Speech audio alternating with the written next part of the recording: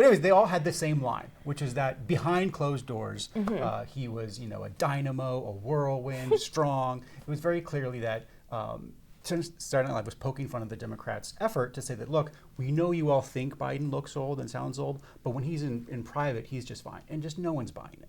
Welcome to The Debrief, where we talk with the Washington Examiner's top journalists about the headlines they're covering and where the story's going next. I'm Sarah Bedford, and I'm here with commentary editor Conn Carroll. Conn, polls show Americans, Republicans, Democrats, Independents overwhelmingly concerned about Joe Biden's age.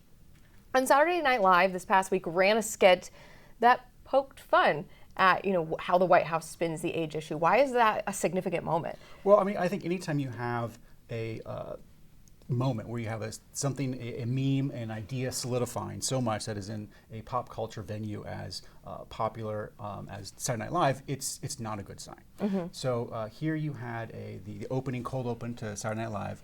You had pretend Dana Bash on a CNN set talking about Biden's trouble at the polls, and she started going around to a number of Democratic activists, politicians. Started off with Gavin Newsom, then Alejandro Mayorkas, the Secretary of Department of Homeland Security, and then KGB, the White House Secretary of State. KJP?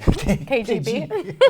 But anyways, they all had the same line, which is that behind closed doors, he was, a dynamo, a whirlwind, strong. It was very clearly that Saturday Night Live was poking fun of the Democrats' effort to say that, look, we know you all think Biden looks old and sounds old, but when he's in private, he's just fine. And just no one's buying it. Right. And the White House is spinning all of the bad polls that it's getting, New York Times being the most recent, but basically all of the bad polling, they've dismissed it as sort of untrue. They just look at it as like they have a messaging problem, right? But not necessarily an underlying policy problem. Is that a sustainable strategy? No, because when you look at these same polls, Biden's policies are also failing as well. Whether it's immigration, where he's just getting tanked, it's his worst issue. But even on the economy, not just the New York Times poll, the other poll, Fox and Wall Street Journal, they asked, were you better off under Trump? And the majority said yes. Or are you better off under Biden? The majority said no. So whether it's immigration, like I said before, or the economy, it's also the policies that people don't believe what Biden is selling is working. And finally, the Senate leadership race is starting to take shape. We got a better sense of who's running for leader, who's running for conference chair, whip. Give us your lay of the land now. So at first there were 3 Johns, now there are 2. So you had John Barrasso from Wyoming was going to be in the running, John Thune from South Dakota was going to be in the running, and John Cornyn from Texas. John Barrasso has announced he's going to be running for whip, which was the number 2 spot. So that leaves the other 2 Johns, Cornyn and Thune, who are going to be taking on each other.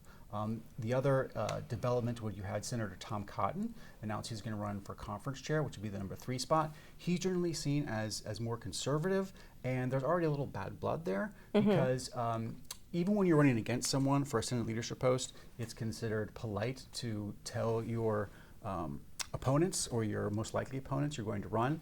And actually, so Senator Joni Ernst would be the one next in line to move up into that conference chair post. And she actually gave a statement to reporters that says she was surprised that Tom Cotton didn't call and talk to her before he announced his candidacy.